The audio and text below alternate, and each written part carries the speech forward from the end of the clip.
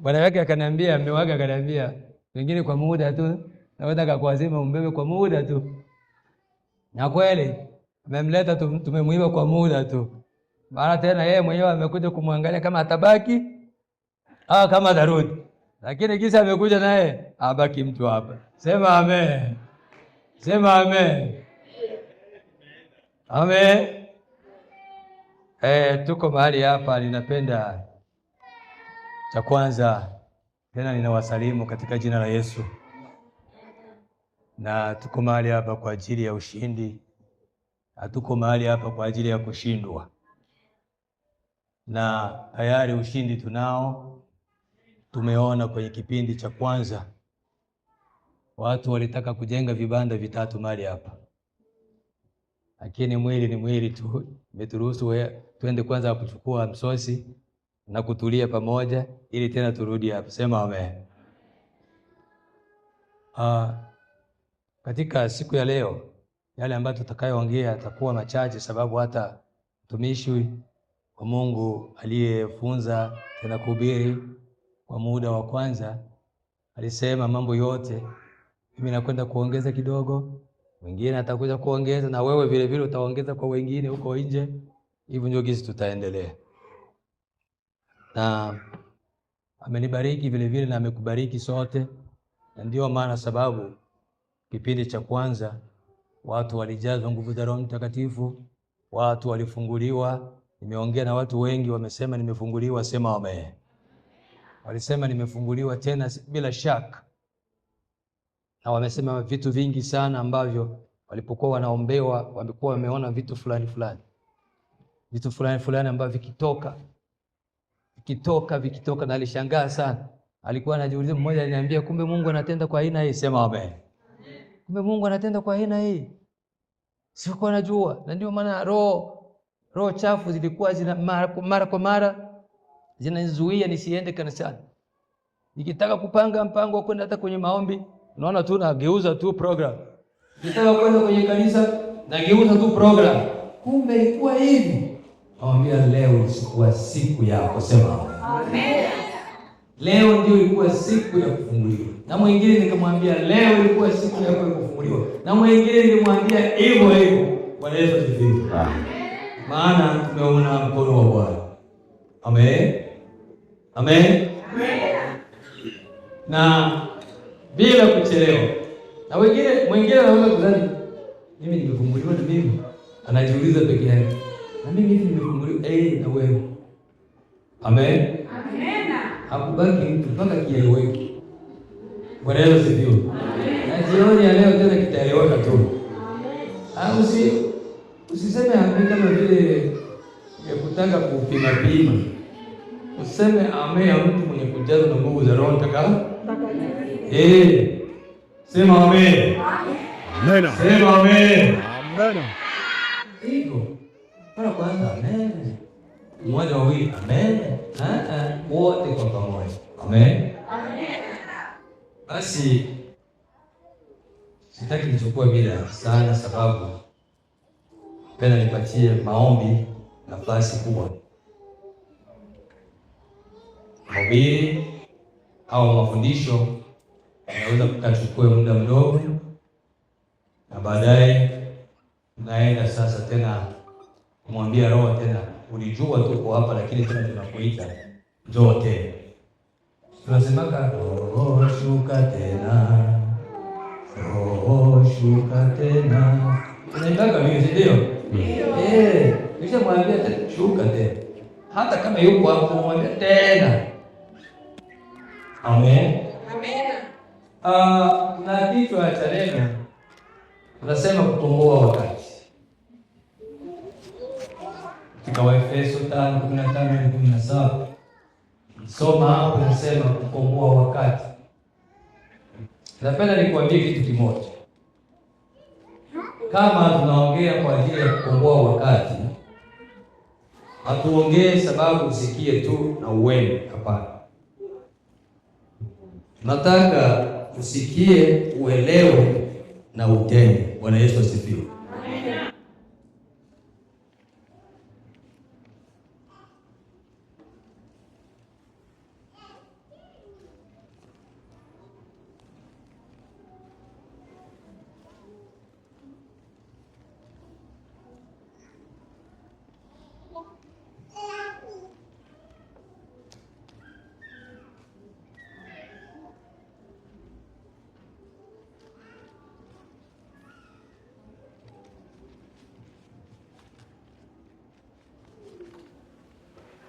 nyinyi mnaangalia huko na mimi naangalia huko, na nimeandaa tu kidogo, labda usemi naweza kuwa mwingi, elewana tu kwa pole.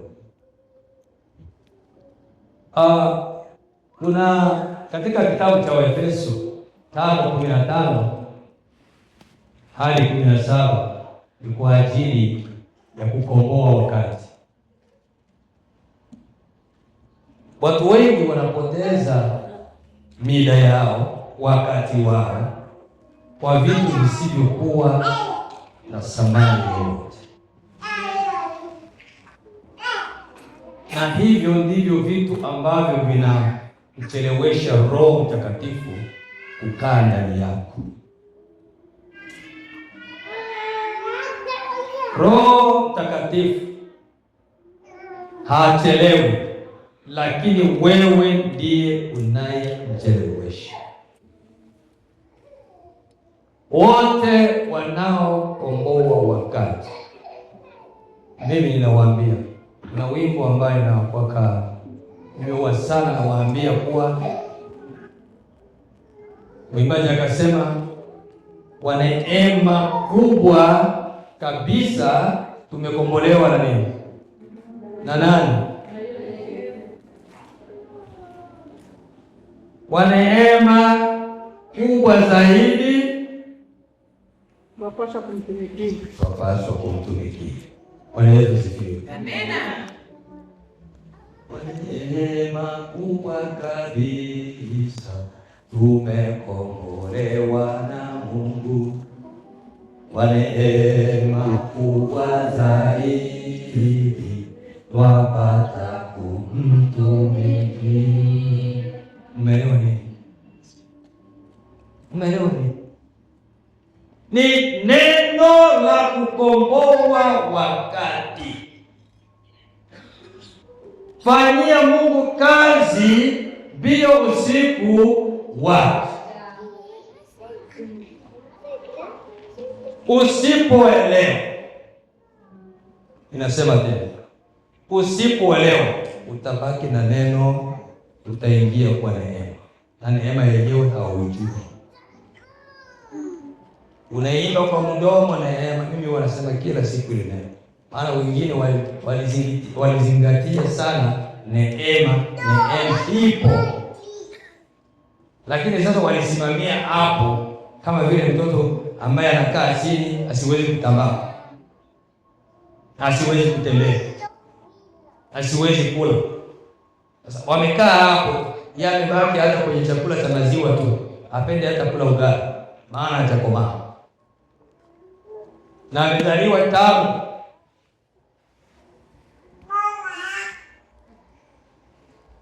Kama huna Roho Mtakatifu, itakuwa vigumu kuelewa neno katika Efeso 5:15 hadi 17.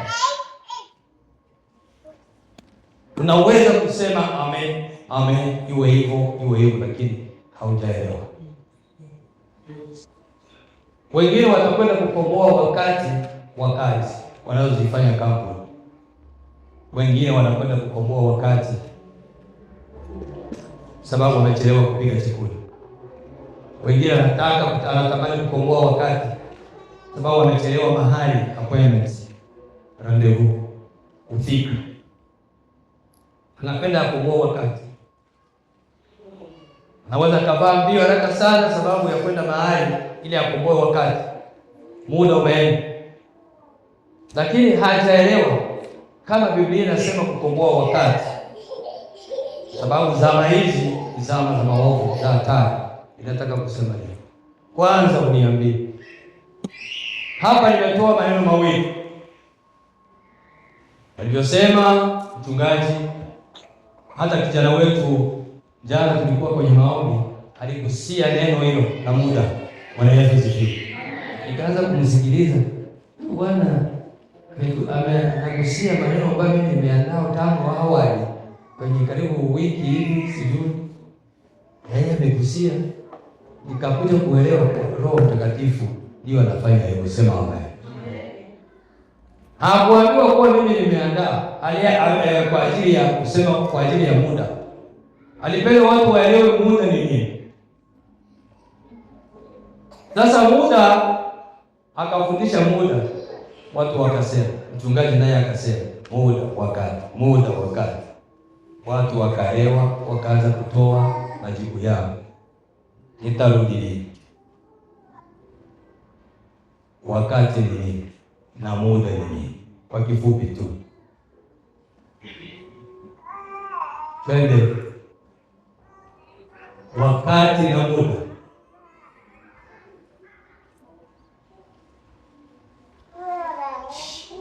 Rudisha kwanza mama.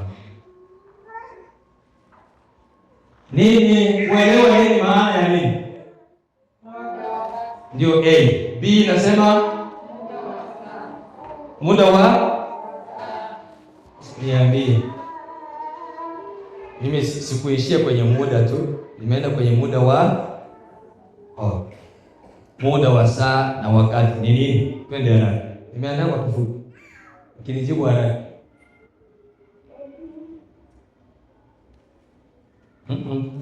Uachie hapo kwanza, usiwe haraka.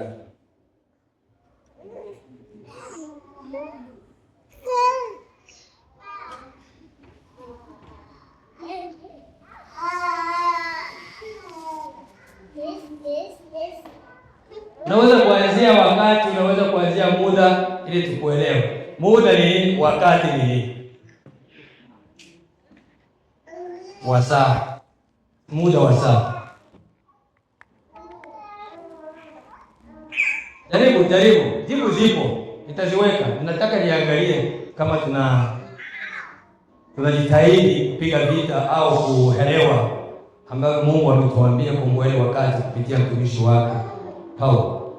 Wakati na muda ni neno moja, ila inatofautiana. Wakati labda wao hujiandaa kwa muda fulani, na muda ni muda ule ambao sasa ni muda ule. Amen.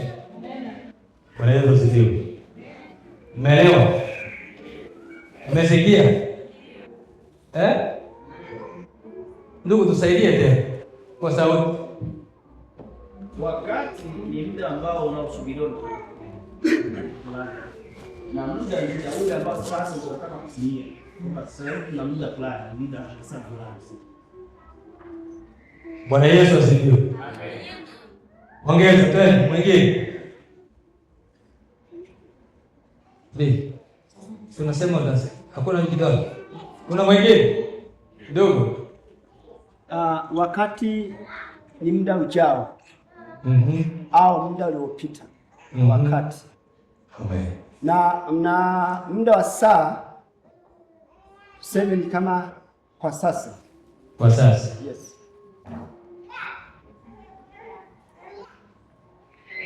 Kuna mwingine?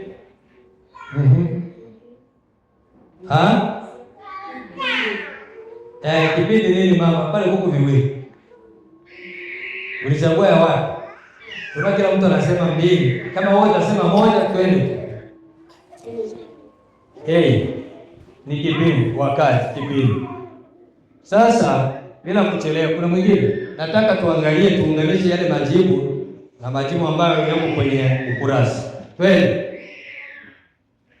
Tuoneshe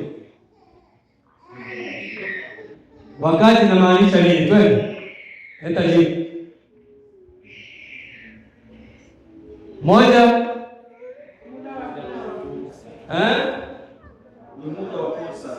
Pili.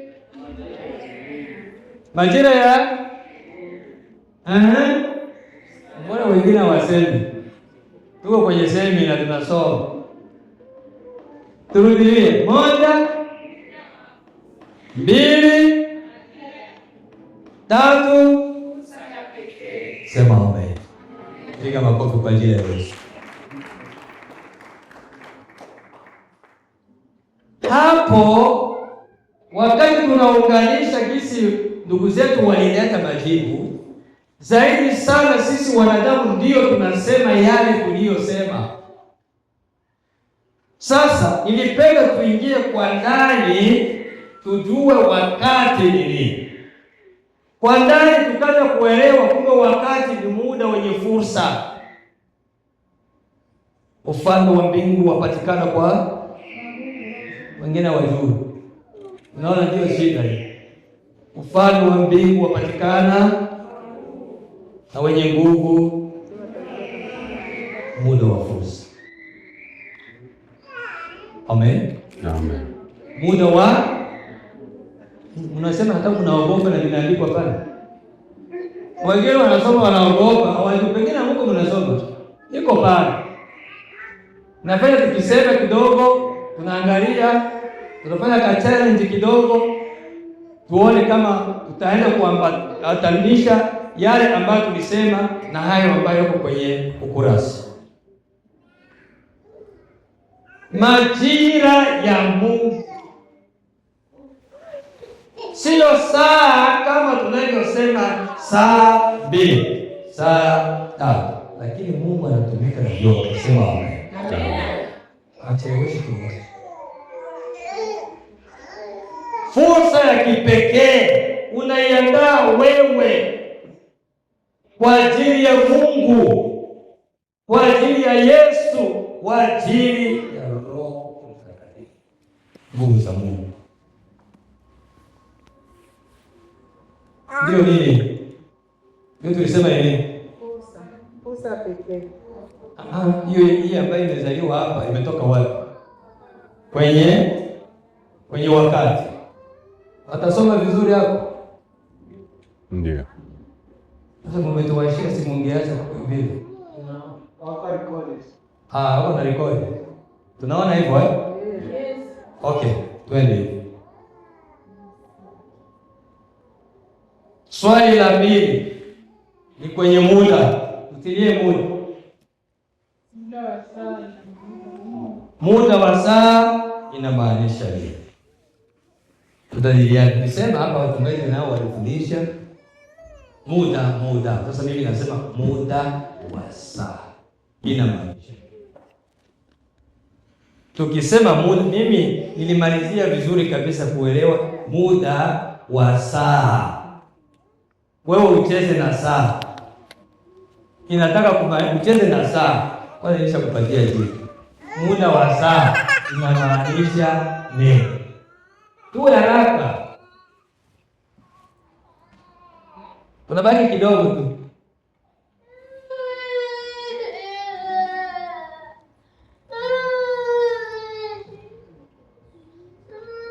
Sisi wote hapa tuna telefoni na kwenye saa, ziko kwenye saa. Ziko na saa samani. Na wakati mmoja au mida mingine mtu anafanya angalia saa ngapi? Sasa unaangalia kitu kenyewe ujui. Unaangalia saa time na haujui saa, muda wa saa ni nini? Inabidi unaelewa muda wa saa ni nini. Nikisema saa hii, muda wa saa unataka kumaanisha nini? Unataka kusema nini? Hawa muda wa saa utazaa nini? Amen. Amen. Muda wa saa. Wanafunzi. Ndio baba. Okay. Tofauti ambayo uliopo muda wa saa ni muda wa kiroho ambao unajiandalia wewe mwenyewe ili ungaliki hai. Muda wako unahitaji kulingana na Mungu wako. Bila kufanya. Umepata jibu ya kwanza, mawazo ya kwanza haya. Kujiandalia, kujipangia mida. Kujichunguza. Kujitambua. Ingali tazaa lingine. Twende. Mwingine. Asante ndugu. Tunaenda.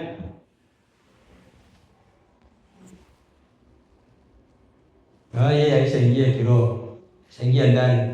Yeye aliingia mara moja. Masaa ya kiroho.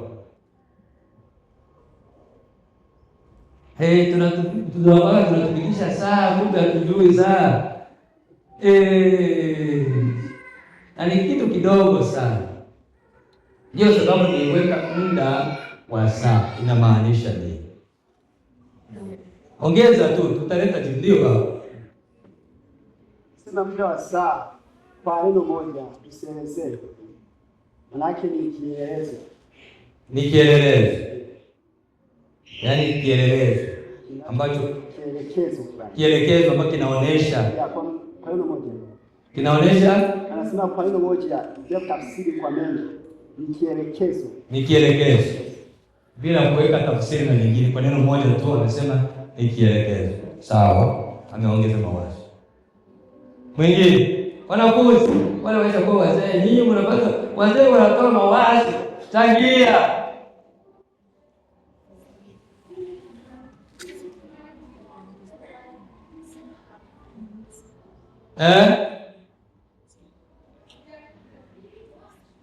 Bwana Yesu asifiwe. Amen. Twende vizuri. Baba, mama, tilie pale.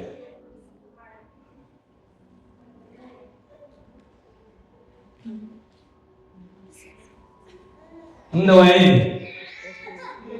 Muda wa nini? Muda wa nini? Muda wa saa moja mezani. Pili. Tatu. Masaa. Saa kuenea inabidi kutoka wapi? Sekunde, dakika, saa. Tuko kwenye mida, kwenye muda, si ndio? Sasa hii ndiyo kalenda ya wanadamu, ndio hii. Jamani, nisema ndugu aliingia kiroho mara moja. Kielelezo ni sawa, ambayo inaweza kuonesha kitu fulani. Huu ndio muda wanadamu wanacheza nao. Wanacheza na sekunde na dakika na saa. Na ndio maana wanachelewa kukomboa wakati. Bado kuelewa wakati ni nini na muda ni nini. Mara nyingine ni vitu viwili vinaendana, lakini inabidi kufanya angalisho. Maana Biblia inasema kukomboa wakati, ambao huo wakati ni mida uliyopoteza. Sasa wakati inafunga mida yote, na saa ya wanadamu na saa ya kiroho. Sema amen. Maana naomba ujitambue kweli. Sasa wewe unabaki kujitambua kwenye dakika na sekunde na saa, basi unamaliza. Na kwenye hiyo dakika, sekunde na saa haukupanga mpango hata mmoja. Ndio sababu hapa ninasema ni kalenda. Mama, turudishe kwenye nani ya kwanza.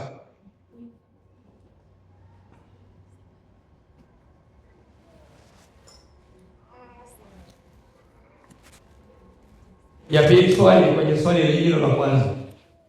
Wakati inamaanisha nini?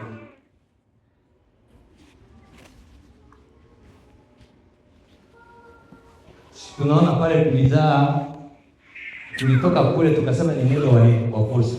Si ndio? Tukisema ni muda wa fursa. Na tunakuja kukuta muda huko unazaa madakika, masaa na sekunde. Si ndio? Unaelewa vizuri? Unaelewa vizuri? Unaelewa vizuri? Okay, tunaendelea. Sasa mama, kuna mstari mmoja ambaye anatafuta chini ya namba 4.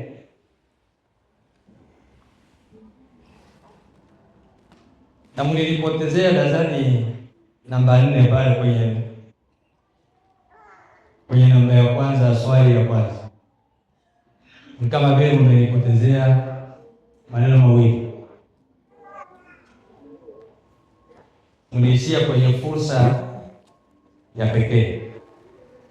Sasa kuna maneno mengine mawili. Umeyaona? Umepoteza. Ninayo hapo. Bwana Yesu asifiwe. Amen. Ndio maana nimekurudisha huko. Wamechelewa kuweka, lakini yote yako kwenye karatasi. Kuweka msimu sahihi kwenye wakati. Wakati inazaa tena msimu sahihi. Unajua msimu ni nini? Kuna mmoja anaweza kutusaidia, inazaa msimu sahihi. Msimu unakuja kwenye wakati. Ni msimu fulani fulani. Inazaa kama vile wakati sahihi. Asante. Inazaa wakati sahihi. Ndiyo sababu nasema hivi, ni muda kwenye namba 2 ni majira ya tulisoma hapa. Mlishapoteza saa na jibu lilikuwa pale. Majira ya kimungu ambayo inakwenda kuzaa muda wa fursa, majira ya kimungu, fursa ya pekee na msimu sahihi. Baadaye nikaweka hapo chini, nikafungua, nikafunga, inasema ni jambo lenye thamani. Wakati inazaa mambo yenye thamani ambao unakwenda moja kwa moja kwenye thamani ya Mungu, ambao Roho Mtakatifu ndiye anakwenda kukujaza akili na maarifa, kukomboa wakati kwa muda sahihi, tena ukijijengea mazingira mazuri tena ambayo hayana madoa wala ubaya wowote. Sema amen. Amen. Tuko pamoja? Ndio. Inakimbia ile ya tatu ya pili imezaa kalenda, tumeshaona sekunde, dakika. Somo letu linaendelea. Hapa kuna kukomboa wakati. Sasa inamaanisha nini?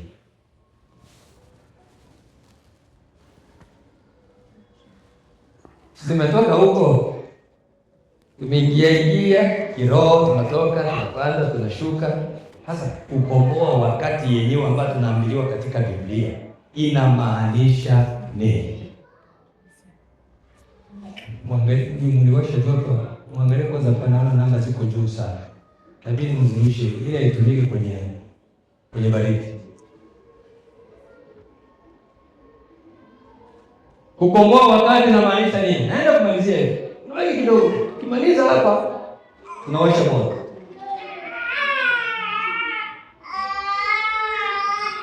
Kukomboa wakati inamaanisha nini? Sasa mbona mchungaji alishasema mida, wakati, sijui nini, fursa ya Mungu ya kimungu, muda sahihi, sijui nini, ameshasema hivyo. Sasa tena wakati tena anatuambia wakati, kukomboa wakati inamaanisha nini? Tutaelewa vizuri. Wakati utafundisha, utamwelewesha mtu vizuri, aelewe nini ulichofundishwa na unachofundisha. Kukomboa wakati inamaanisha nini? Hakuna jibu, hakuna ambaye anaweza kujaribu.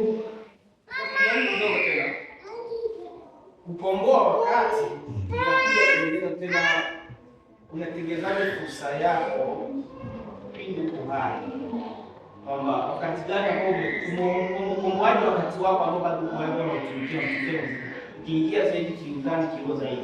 Kwa hiyo umekomboaje wakati wako ambao kipindi labda ukikua au upate matakwa ya Mungu kwa sasa umeyafuata. Kwa hiyo ile kitu unapoteza wewe unakomboaje sasa?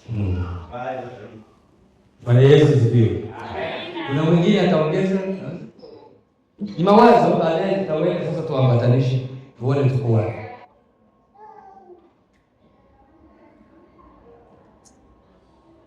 Na wimbo ambao wanakuwa wanatembea, njia hiyo ni nyembamba iendayo uzimani. Kwa wale ambao wakukomboa wakati, wajue sisi ambao tulikomboa tunapita kwenye njia nyembamba, inaenda wapi? Inaenda uzimani. Twende baba. Nikifuatisha kwa Bible, kukomboa wakati ni hekima. Ni hekima. Ni hekima. Kufuatana na Biblia. Asante baba. Tunaendelea. Kuna mwingine? Ndio baba. Kukomboa wakati naweza kuongezea ya kwamba ni kutumia muda wako vizuri kwa malengo yako bila kupoteza. Ni kutumia muda wako vizuri, kujipanga vizuri kwenye malengo yako bila kufanya nini? Kupoteza. Asante baba. Na mwingine? Ndio.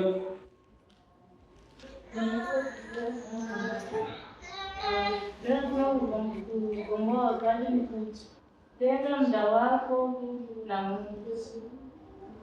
Kutenga vipi? Kutenga na Mungu vipi?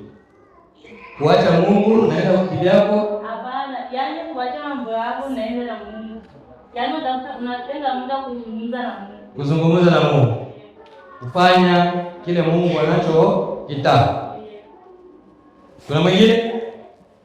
Okay, kama hakuna ndugu, twende mama dada. Tia majibu. Twende tusome. Kutumia kila fursa, hekima, makusudi mazuri. Ufafanuzi: komboa wakati unamaanisha kutumia kila fursa kwa hekima na kwa makusudi mazuri. Tunaelewa? Ndio. Tuko pamoja? Waliosema yanakwenda kuambatana hapa. Kuna hekima, fursa yako kutumia kila fursa, hekima, makusudi mazuri. Nikasema kwenye ufafanuzi, kukomboa wakati inamaanisha kutumia kila fursa kwa hekima na makusudi. Si tuliunganisha? Tuko pamoja? Tunaendelea. Kuna swali lingine ambayo inasema hivi, msemo huu juu tulishasoma huu ambao tunatoka kusoma hapo juu. Ungali pale? Huko pale. Msemo huu hapo juu, mstari huu hapo juu, maandishi haya hapo juu yanasema nini? Tunasoma kwanza. Amuone?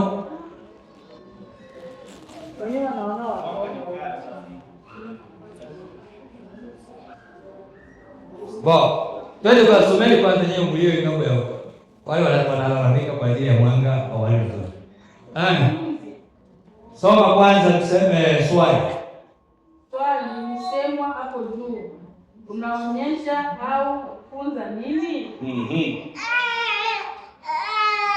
Ule.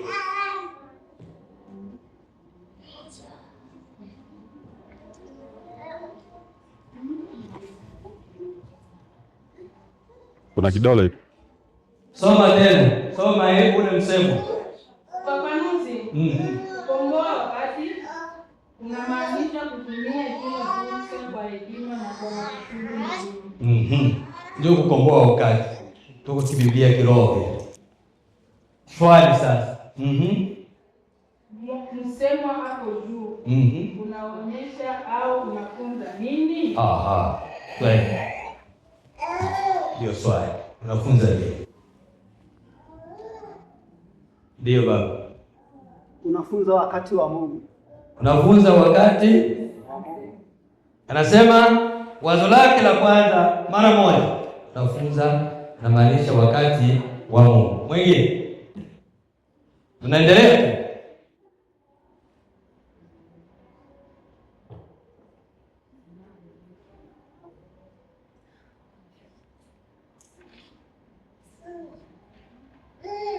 Changanya.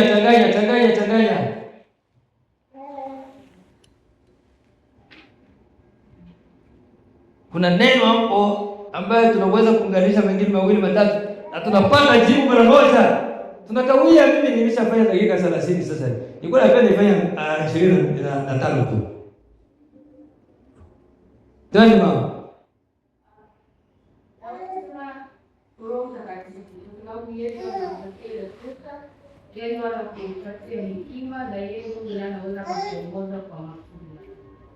Yeye anasema mara moja Roho Mtakatifu. Maana yeye ndiye anakufundisha. Yeye anakumiliki, kuongoza, kuambia yale ambayo inabidi ufanye kwa makusudi mazuri, sio makusudi mabaya. Asante mama. Tutaunganisha tena. Unaingia kiroho, unatoka kiroho, unatoka ni sawa. Sababu tunaishi maisha hayo kiroho na mwili. Ni sawa. Kuna mwingine? Kama hakuna, leta jibu.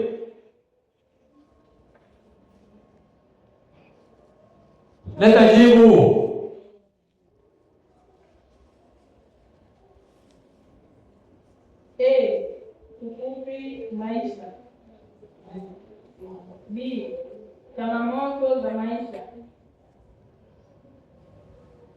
Tuwe pamoja.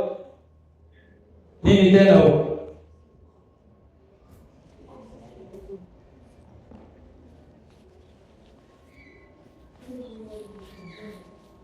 Pale tukiruka neno moja au kiambatanishi kimoja ambaye ni ufupi wa maisha. Ni ufupi wa maisha. Pili, tunasema changamoto za nini? Za maisha. Sasa, nataka nikuambie, Biblia iko wazi. Katika kukomboa kwetu wakati, inatuambia sisi tunaishi maisha mafupi.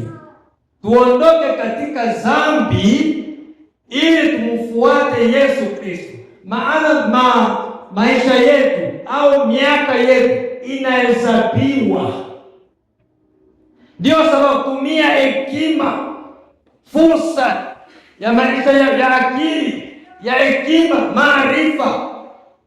Ujue kuwa tunaishi maisha mafupi, ambayo katika maisha mafupi una changamoto ya nini? Ya maisha.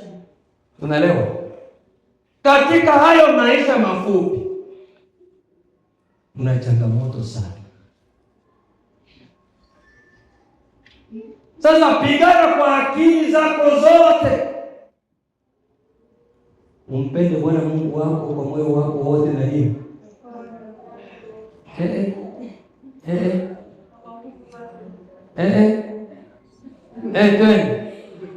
Mpende Bwana Mungu wako kwa moyo wako wote, kwa akili zako zote,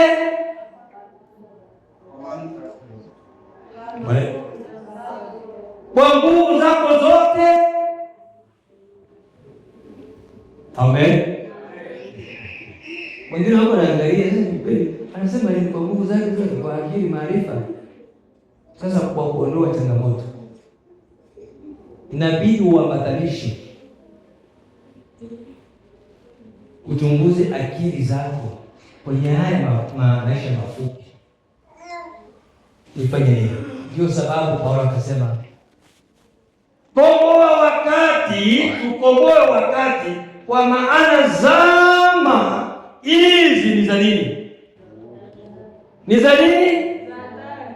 Za hatari, za maovu, za dhambi. Na dhambi ndiyo inafupisha maisha ya watu. Na ikiwa Mungu Yesu Kristo anakawa sababu anakupa mida wewe, komboa hiyo mida ambayo uliyopoteza wakati. Komboa wakati, tubu dhambi, acha dhambi, ingia katika utawa. Utawa ninaosema sio kukaa Mungu. Huu sio utawa, siseme huu utawa ambayo nimesema. Utawa ninaosema Biblia, ukielewa Biblia vizuri, utawa ni nini? Ni utakatifu basi. Utawa sio mpaka apigiwe ngoma mnyumba, aondolewe na wanamfanyia shuka, sijue nini wanampaka mafuta. Hapana. Biblia iko wazi. Utawa ni kujitunza, kukomboa mida, kuingia katika utakatifu. Sema amen. Kila mtu aliye katika utakatifu, njia ya utakatifu, huyu ni mtawa mbele ya Mungu. Huyu ndiye mtawa, sio washuka au wangoma ambayo unaweza kumuuliza Mungu alisema nini, hana habari yoyote, ambaye ilitoka mbinguni. Alipigiwa ngoma tu, wakacheza, wakakula, wanaenda. Tulikuwa na mtawa. Muulize Mungu alisema nini? Mungu alisema nini? Ikiselemba tu. Tunapenda habari kutoka mbinguni. Sisi ni wa mbinguni. Sema amen. Amen. Tunapenda habari za ngoma tu bila habari ya kutoka mbinguni. Bwana Yesu asifiwe. Amen. Swali la pili. Tutilia. Nini tunahitajika kufanya ili kukomboa wakati? Yes. Nini inahitajika kufanya ili kukomboa sasa wakati? Tumejua zama hizi ni za hatari, ni za maovu, na ndio sababu tumeambiliwa hivi, komboeni nini wakati. Na wakati ambao tunao ni wakati ambao unabeba watu kwenye dhambi. Mida, tuseme hivi, saa, sekunde, dakika inabeba watu kwenye dhambi. Sasa tunaambiliwa tukomboe wakati, na kama ni kukomboa wakati, swali sasa ufanye nini? Kuna mtu alizungumza haya mambo mbeleni huko, alileta jibu ya ile swali hapo mbeleni huko, alizungumza kwa sijui dada pale au kaka pale, mwalimu pale. Kuna mtu alisema hivi, twende tunaenda kumaliza.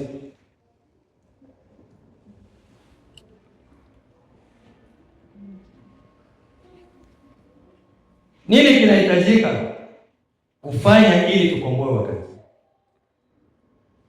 Wewe kwanza unahitaji nini? Siangalie kwa kina zaidi haraka. Wewe kwanza unahitaji nini?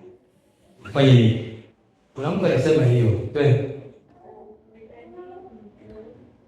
Sema nguvu mama. Usiniambie mimi, niwaambie kanisa. Control.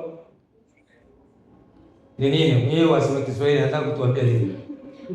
Atusikia hata wenyewe wanasema kwa. Hiyo baba. Nini kinachohitajika kufanya ili kukomboe wakati? Ndio. Unatakiwa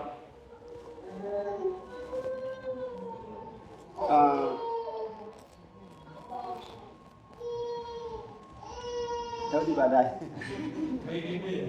Asante. Jambo naweza kusema ni kwamba inabidi tutumie muda wetu vizuri kwa kufanya mapenzi ya Mungu. Kwa elimu nyingine ni kwamba hizi zama ni zama za hatari, za dhambi. Sasa tufanye nini?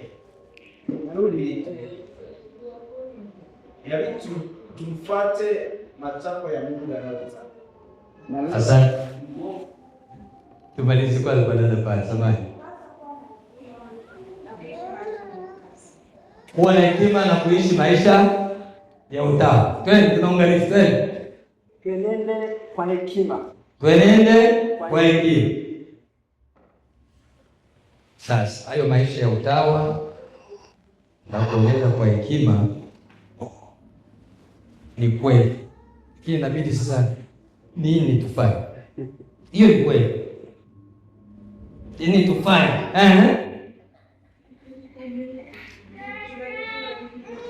Ujitenga na vitu vya dunia. Kutumia muda wako kuzungumza na Mungu. Kuna mwingine? Kama hakuna mwingine, toa jibu, tuambatanishe. Tuone sasa. Tumeambatanisha vizuri hao vipi? Kupanga nini? Sema amen. Ndivyo cha kwanza kinatakiwa kwa hekima na vingine. Anza kwanza kupanga muda wako vizuri.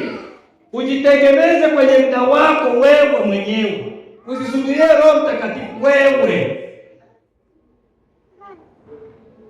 ndio utapanga muda wako vizuri. Na ukipanga muda wako vizuri, hapo utakomboa wakati vizuri sana. Cha kwanza kupanga muda wako. Upange muda wako. Utafikia hapo. Twende. Pili. B. Kulenga kitu kimoja tu kwa muda wako. Sema amen. Amen. Kulenga jambo hili. Tumeshalisema hivi. Inaweza kuwa mawili au moja, lakini mimi nasema moja kwa muda wako. Lenga kitu kimoja. Utalenga nini?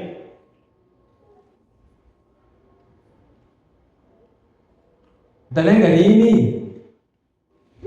Iko hizi Waingereza nyinyi mnatuambia si hizi. Tunalenga kukomboa wakati. Ukishapanga mida, kuzungumza na Mungu. Kukomboa wakati. Kuomba, kukomboa wakati. Kutubu, unakomboa wakati. Fanya kazi ya Mungu, hubiri. Enda wengine kwa Yesu, unakomboa wakati. Sema amen. Amen. Mimi nalenga. Si kataa majukumu yasiyo ya lazima, yasiyoendana na malengo yako. Yasiyoendana na malengo yako. Mwingine akiona tu mwingine anaenda huko, naenda wapi? Huko naenda kusoma na yeye. Na hakukuwa na mpango wa kwenda kusoma. Na mimi nisubirie. Na yeye huona anaweza gani wanaenda. Huko naenda wapi? Wamenialika kule kubebisha. Na yeye subiri. Kuna mara atasahau hata kuvaa liba yake nzuri. Sababu na yeye aende kwenye sio malengo yake. Yeye anaenda tu kubebisha. Wengine wakina mama samahani, sio nyinyi tu, hata wanakuwa isha hata kwenda kubebisha. Bwana Yesu asifiwe. Wengine wanaenda hata kuelewa, unasema leo mtoto akizaliwa, unaona wengine wanapoisha kuwa pale, wanaanza kuchuna mbuzi, kukula kwa nani wanawake. Sababu anapoteza wakati wake bure, vitu ambavyo havina maana na yeye. Hata alikuwa kupewa. Vitu ambavyo vinakupotezea muda, wewe usiuweke kwenye kalenda yako. Ndio sababu Biblia inakwambia komboa wakati. Inasema maneno mengi ambayo inabidi utumie hekima, akili, maarifa. Sema amen. Sio kama ulivyo, maana zama hizi ni za hatari, dhambi, wizi, uasherati, uchawi, uuaji, vibaka na mambo mengine kadhalika unayojua. Katika Wathesalonike anasema nini? Hakika watendayo mambo haya hawataingia, hawataupata ufalme wa mbingu. Na yale yenye kufanana na hayo hawana mbingu, sababu ni dhambi. Wakati hautenge muda wako kusema na Mungu, utabaki yaani kama vile wewe unajituma kwenye dhambi tu. Vitu ambavyo havina malengo yako, na wewe unasema ni Mkristo. Lengo la Mkristo. Tuna lengo moja kwanza.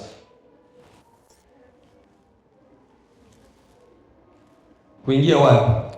Mbinguni. Lakini tunafanya kwanza kazi Hapa duniani. Kuleta wengine Kwa Yesu.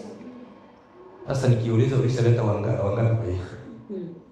Si ndio hivi? Maana umetenga muda wako kwa vitu ambavyo haviendani na malengo yako. Ndio sababu ulete wengine kwa Yesu. Aufikie wengine kuwaambia habari ya ufalme wa mbinguni. Na Yesu akawaambia wanafunzi wake, enendeni mkahubirie watu huko. Cha kwanza mtakachowaambie, muambie nini? Ufalme wa mbinguni umekaribia. Sema amen. Ndio ilikuwa neno lake kuwaambia. Muwahubirie watu. Muambie kwanza ufalme wa mbingu umekaribia. Na baadaye sasa wekeni mikono kwa wagonjwa wapate kupona, wenye mapepo yapate kuondoka, wenye ukoma watakasika, na wafu. Sema amen. Amen. Ndio habari. Ndio malengo. Wengine wamuone, wengine wamfikie, wengine waseme naye, wengine wapone, wengine waache dhambi zao, wengine waache uchawi, wengine waache kuua, wengine waache kuibia watu, watapenda wengine waache matusi na vinginevyo, kiburi na mengine yote. Amen. Twende, maliza. Tia yote mara moja. Ujue ya kwamba kupanga muda wako vizuri unahitajika mbinu rasmi zenye nidhamu. Zenye nini? Kufikiria sana, sababu ni wakati wa vita vya kiroho. Sema amen. Amen. Si tulisoma Waefeso 5:15. Si mchungaji alitusomea hapa. Napenda hapa tutasoma tena. Twende. Waefeso 6:10-12. Nasema nini? Hapo sasa Biblia yako. Ungana na Biblia yako sasa. Inasema nini?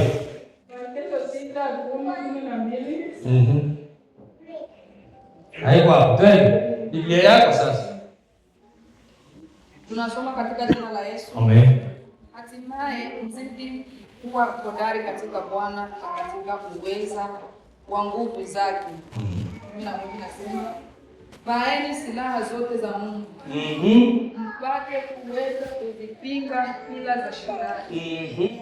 12, kwa maana kushindana kwetu sisi si juu ya damu na nyama, bali ni juu ya ufalme na mamlaka, juu ya wakuu wa giza, ili juu ya majeshi ya pepo ya wabaya wabaya katika ulimwengu wa roho. Amina. Bwana Yesu asifiwe. Vita yetu tunapigania ni kushinda ni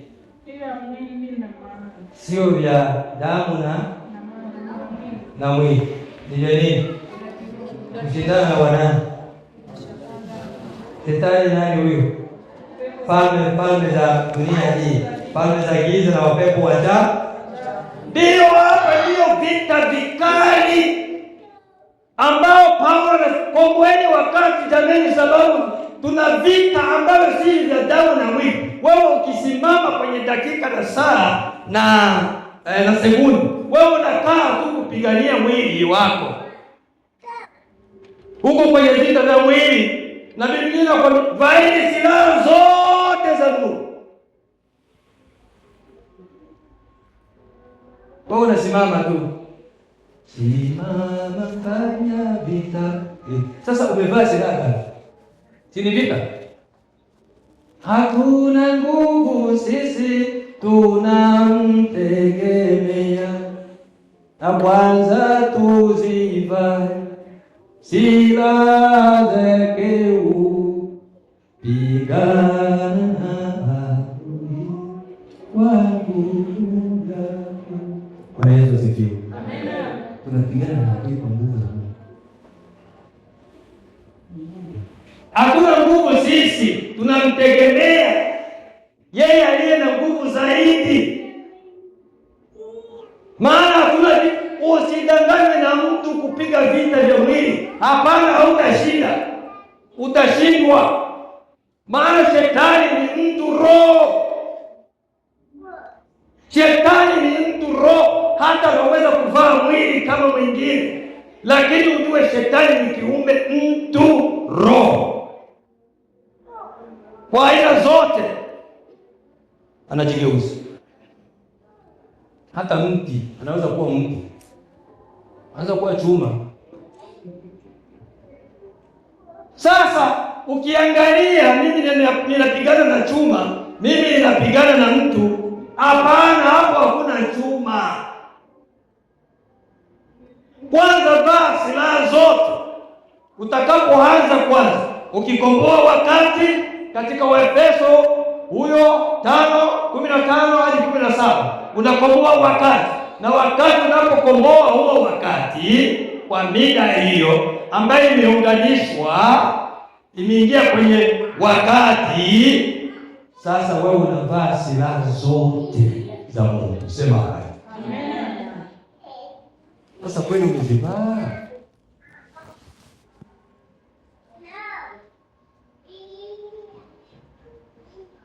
Wakolosai 4:5.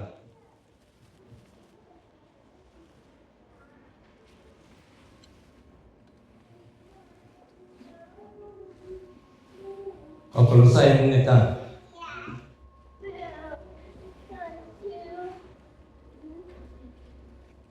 Wakolosai 4:5 nasema, enendeni kwa hekima mbele yao walio nje, kukomboa wakati mpaka kufunga.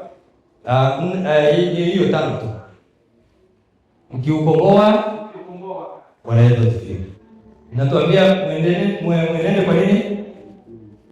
Soma baba wakusikie.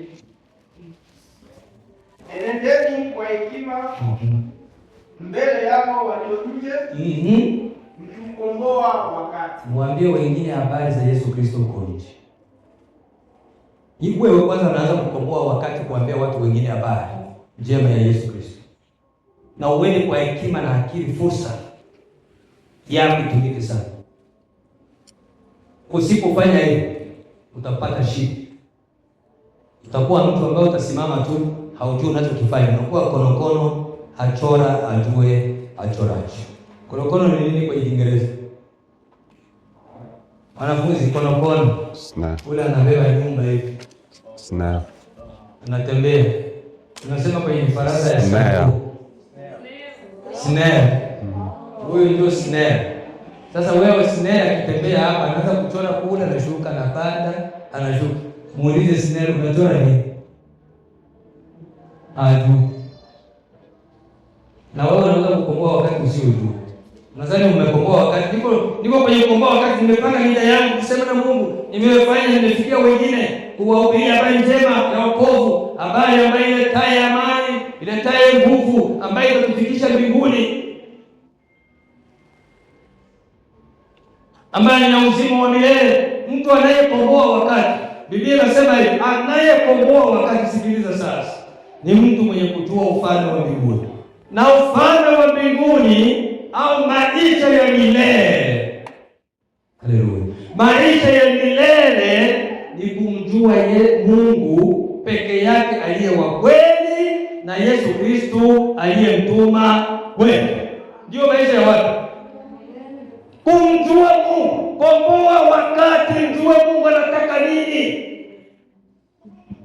Na huyo Yesu peke yake wa kweli. Yoshua akasema, mimi na nyumba yangu nitamtumikia Bwana. Kuanzia leo yeye akasema, mimi na nyumba yangu nitamtumikia Bwana. Alikomboa wakati. Hata Mungu wakati alipoanza kutumikisha wakina Musa, Yoshua na wengineo, alikuwa anawaambia habari tu, ilikuwa kukomboa wakati. Sema amen.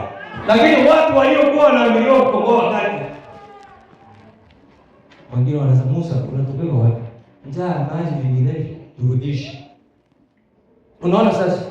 Wasijue kama wanatubeba kukomboa wakati. Anaanza kuambia Musa, turudishe. Afadhali twende kufanya nini?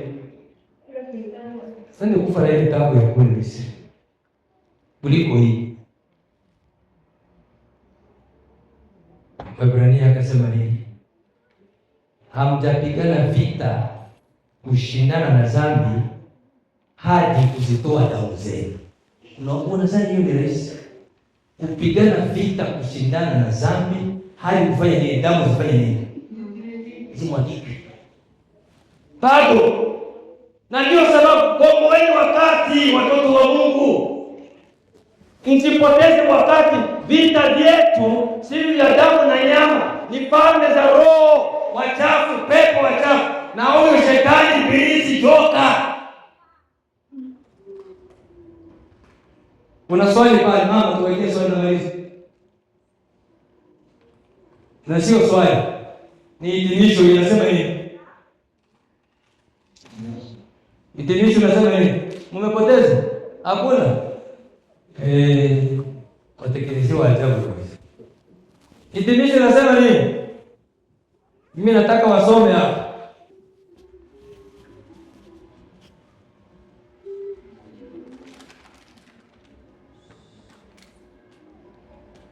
Hakuna? Basi, kama hakuna hatuwezi kuchelewa. Hitimisho nasema hivi. Angalia wapi uliopotezea muda wako, ili ufikirie kukomboa wakati. Basi dada, naishia hapo. Funga mashine yako. Angalia wapi uliopotezea muda wako. Uovu zama hizi ni za hatari sana. Zinapotezea watu wakati. Wengine wanalewa kwa mvinyo. Na Biblia inasema hapo, msilewe tena kwa nini? Bali tulewe kwa nini? Kwa Roho Mtakatifu. Bwana Yesu asifiwe. Yaani tujaze nguvu za Roho Mtakatifu. Simama tuombe Mungu. Elohim Adonai Shama Shama Elohim